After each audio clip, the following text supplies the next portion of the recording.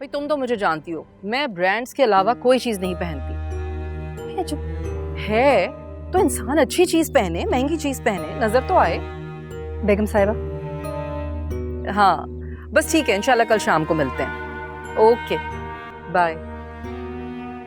Phone पर बात कर रही थी, कुछ तो तमीज सीखो। क्या काम है बोलो? वो साहब जी के बहन और बहनोई आए हैं। ये कहाँ से आ गए? पता नहीं बेगम साहिबा।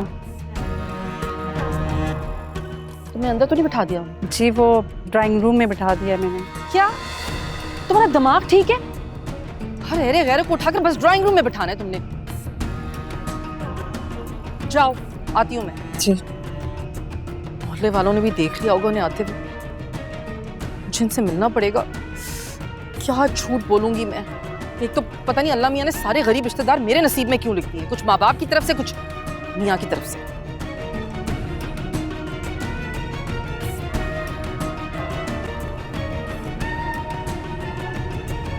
अस्सलाम वालेकुम भाभी। वालेकुम अस्सलाम। कैसी हैं आप? हाँ ठीक हूँ मैं, तुम लोग बताओ, खैरियत से आना हुआ?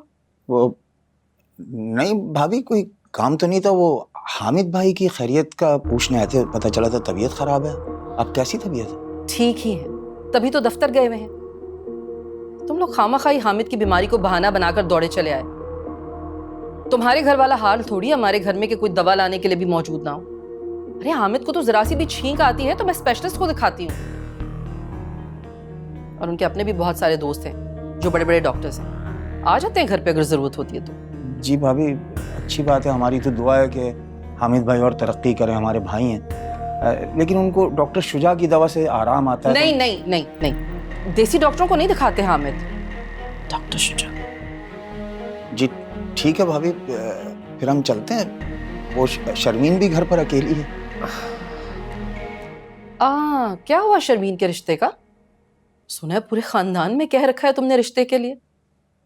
हुलिया देखा है अपनी बेटी का? इस हुलिये पे कहाँ आते हैं अच्छे रिश्ते भला?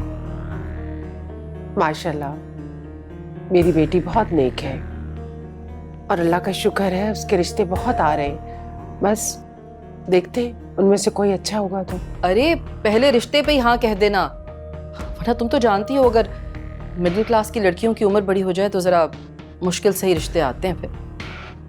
जी चले भाभी, हम चलते हैं, देर हो रही है। अब आ ही गए हैं तो मैं चाय मंगवा लेती हूँ। हाँ सलमा। नहीं नहीं भाभी, वो चाय कोई बात नहीं, हम दोबारा पी लेंगे। तो बस हामिद भाई की खैरियत मालूम करने आए थे। चलते हैं, अभी रास्ते में काम भी है कुछ। ठीक है, जैसे तुम लोगों की मर्जी। खुदा हाफिज। सलाम अलैकुम। खुदा हाफिज।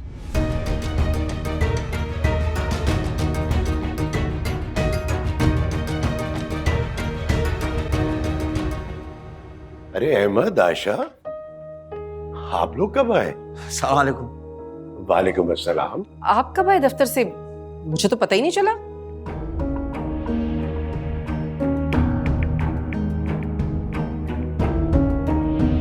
वो मैं बस अभी आया हूँ। बस हामिद भाई आपकी खैरियत मालूम करने आए थे। पता चला कि आपकी तबीयत नासाज है। अब भाभी से आपकी खैरियत मिल गई, आपको देख लिया, तसल्ली हो गई। हाँ बस वो सर्द गर्म तो चलता ही रहता है ना। लेकिन आप लोग जा कहाँ रहे हैं? इतने अरसे के बाद मुलाकात हुई है, आए ना बैठे गपशप लगाते हैं। हाँ हाँ, मैं भी यही कह रही थी कि बैठते चाय वाय पीते, मगर आयशा कह रही थी कि इन्होंने कहीं जाना है शायद। हाँ भाभी बिल्कुल ठीक कह रही है भाई, अभी रास्ते में काम है, फिर आएंगे। अच्छा ठीक है, जैसे जैसे आप लोगों की मर्जी, लेकिन आना जरूर है। हाँ जरूर जरूर। चलो। अस्सलाम वालेकुम। खुदा हाफिज। खुदा हाफिज।